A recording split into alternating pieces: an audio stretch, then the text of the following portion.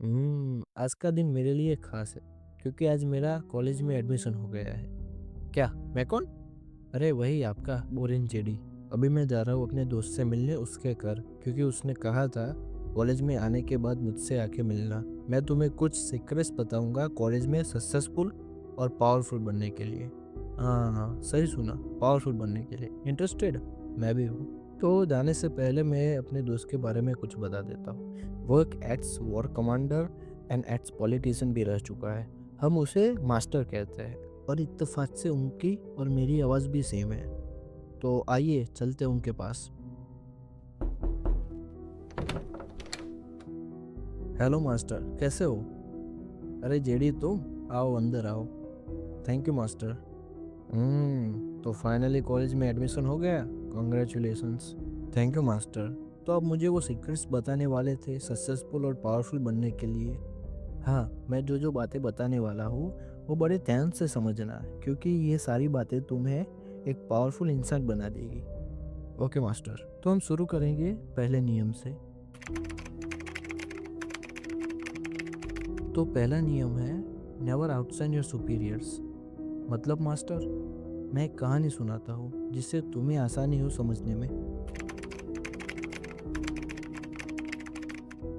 एक राजा था जिसका एक खास इंसान था जो कि फाइनेंस मिनिस्टर था उसके राज्य का। अब वो फाइनेंस मिनिस्टर अपनी बड़ी बड़ी और आलीशान पार्टीज के लिए मशहूर था। अब ये बात है उस समय की जब उसके राज्य के प्राइम मिनिस्टर की अनएक्सपेक्टेड डेथ हो गई। अब पीएम की पोस्ट खाली थी। लोगों को लगा कि वो फाइनेंस मिनिस्टर जो राजा का खास था उसे ही राजा पीएम की पोस्ट के लिए चुनेंगे। पर राजा ने तो वो प्राइम मिनिस्टर की पोस्ट ही हटा दी। फाइनेंस मिनिस्टर को लगा कि उसे कुछ ऐसा करना चाहिए कि फिर से राजा की नज़र उस पे आ जाए और राजा उसे प्राइम मिनिस्टर बनाए। अब इसके लिए उसने एक आलीशान पार्टी का आयोजन किया, और इस पार्टी का कारण उसके हाल ही में तैयार हुए एक महल की ओपनिंग पार्टी रखा। तो इस पार्टी का असली कारण राजा को ट्रिब्यूट देना था। तो वो राजा को as a guest of honour बुलाता है। फाइनेंस मिनिस्टर की पार्टी का आयोजन वाकई में आलीशान और शानदार था। भव्य भोजन, नामचीन गेस्ट और राजा के कुछ खास दोस्त भी पार्टी में इनवाइटेड थे। पूरे पार्टी के दौरान फाइनेंस मिनिस्टर राजा के बाजू में ही रहा। जो गेस्ट ऑफ ऑनर राजा को मिलना चाहिए था वो उसने राजा को बखूबी दिया।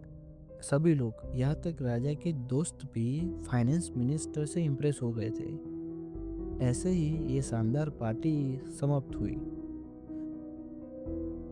तो बताओ जेडी, राजा ने आगे क्या किया होगा?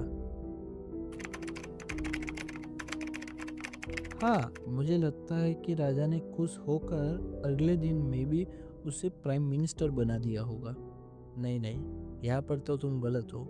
तुम अभी लेवल 1 पे हो ना, आगे समझ जाओगे।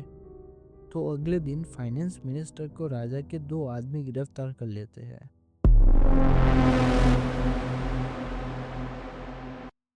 पर क्यों मास्टर? फाइनेंस मिनिस्टर ने तो पूरी इज्जत और मान सम्मान से राजा को गेस्ट ऑफ ऑनर बनाया था। तो ऐसा क्यों हुआ? क्योंकि उसका जुल्म होता है कि उसने राज्य के शाही खजाने से सोना और पैसा चुराया था। अब उसने ये सब चुराया तो था,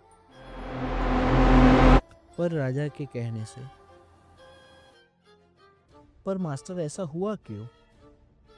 क्योंकि राजा एक संकी और एरोगेंट राजा था जो सिर्फ अपने बारे में ही सोचता था। और सीधी सी बात है, ऐसे इंसानों की इनसिक्योरिटीज भी बड़ी होगी। और इसलिए जब फाइनेंस मिनिस्टर ने शानदार पार्टी रखी जिससे वो राजा के प्रति अपनी वफादारी जता सके, ठीक इसका उल्टा हुआ।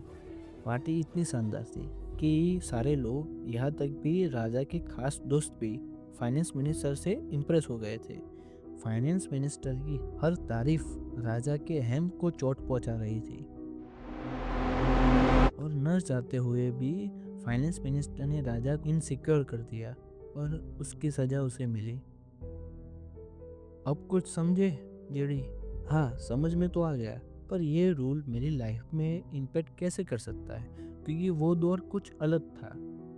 वो दौर और ये दौर एक ही है, चाहे कॉलेज लाइफ हो या कॉर्पोरेट लाइफ हो, ये रूल सब में लागू पड़ता है। तुम ही सोचो, तुम्हारी फैकल्टी, सीनियर्स, तुम्हारे सुपीरियर्स है, तो उन्हें हमेशा सुपीरियर फील कराओ। बस उन्हें ही कराओ जिसके पास पावर हो। जिसके पास पावर नहीं है उस पे दया मत दिखाओ। अपनी पूरी ताकत लगा के उसे नीचे गिराओ। जो भी पावरफुल है उनके सामने छोटी मोटी गलतियाँ करो, उनसे मदद मांगो। ऐसे करके उन्हें सुपीरियर फील कराओ। और हाँ, ये सब समझदारी और बड़े ध्यान से करना होगा, क्योंकि एक गलती और सब कुछ खत्म। पावरफुल इंसान वही है जो जानता है कि किसके सामने झुकना है और किसको खत्म करना है। हाँ मास्टर, एकदम समझ गया कि never outshine your superiors. Good JD. अब चलते हैं रूल नंबर 2 की ओर, जो है